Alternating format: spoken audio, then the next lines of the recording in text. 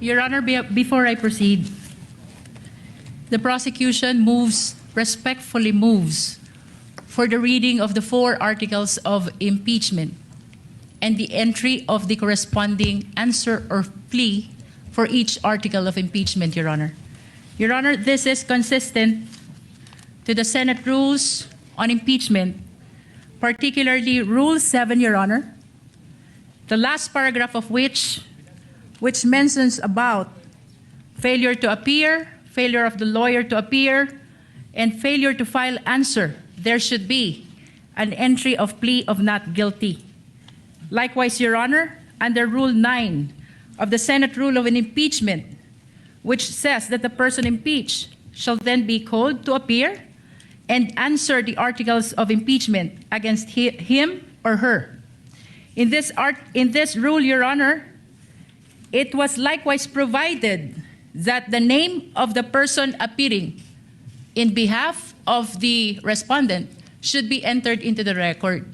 And by the answer, Your Honor, it is humbly believed that it pertains to the particular plea of whether guilty or not guilty of the respondent, Your Honor.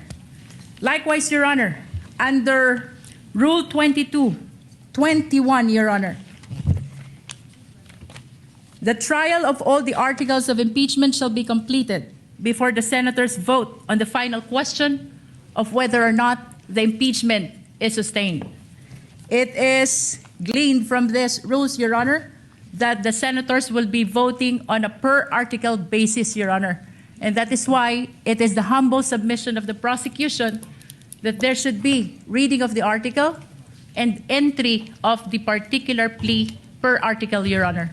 This likewise, Your Honor, manifests our complete adherence to the mandate of the Constitution sa pagbasa po ng mga artikulo ng impeachment at pagpapasok ng sagot ng respondent, maipakita po natin sa sambayanang Pilipino ang ating pagsunod sa mandato ng Konstitusyon. Likewise, Your Honor, it upholds due process not only of the respondent but also of the Filipino people.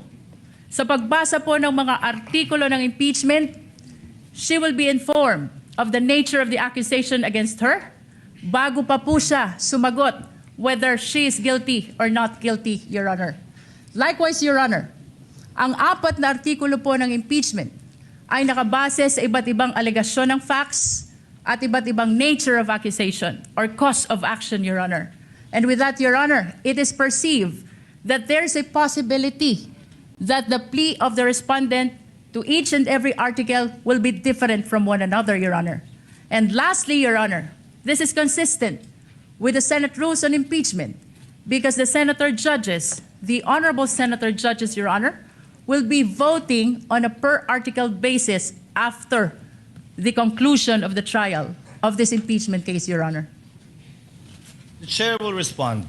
Unless the counsel for respondent would like to say something about the motion of the distinguished lead prosecutor. Yes, Your Honor, may I comment? The lady may proceed. Before the presiding officer can rule on the motion or request of the lead prosecutor. But before I give my comment, may I just clarify if the lead prosecutor is now making a motion to arraign the respondent accused.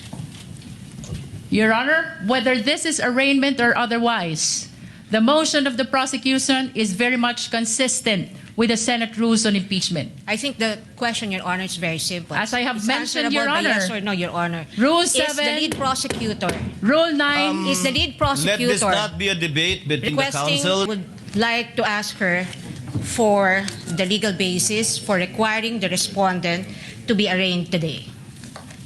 Because, Your Honor, I note that in her request earlier and manifestations given for the respondent to be arraigned today, she cited Rule 7, Rule 9, and Rule 21. However, in Rule 7, it very clearly states that if the person impeached after service shall fail to appear either in person or by counsel on the day so fixed, or appearing shall fail to file his answer to such articles of impeachment, the trial shall proceed Nevertheless, as upon a plea of not guilty, well, this rule is clear. It does not talk about any arraignment. And if we take a look at this sentence, everything here has been satisfied. The respondent accused is here, has attended through counsel. She may not be in person, but the notice given to the defense is that she may appear through counsel. Second thing is that the respondent accused was also able to file her answer.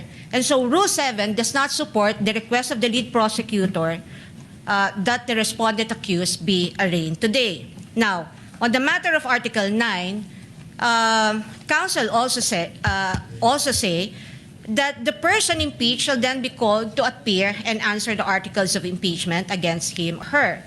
And if he or she appears, or any person for him or her, the appearance shall be recorded, stating particularly if by himself or by agent or counsel, naming the person appearing in the capacity in which or he appears. If he or she does not appear, either personally or by agent or counsel, the same shall be recorded. And for all intents and purposes, respondent is present today through counsel. There is also nothing in Rule 9 that requires the reading of a 23-page articles of impeachment, which will be a waste of judicial time.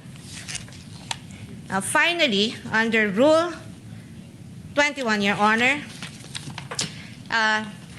may I just correct the manifestation earlier by counsel, because it would seem to me, unless a reading of the transcript would say that I'm mistaken, but I seem to have heard the lead prosecutor claim that the voting on the articles of impeachment will be per article. Well, that's true, but the first sentence of Rule 21 says, the trial of all the articles of impeachment shall first be completed before the senators vote on the final question on whether or not the impeachment is sustained.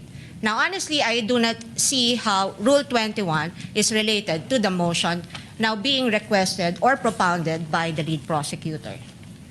And at any rate, Your Honor, given that the respondent is represented by her counsel today, and this is consistent, her appearance is consistent with the notice given and in accordance with the rules on rules of procedure of this court, then we can enter her plea on her behalf. The argument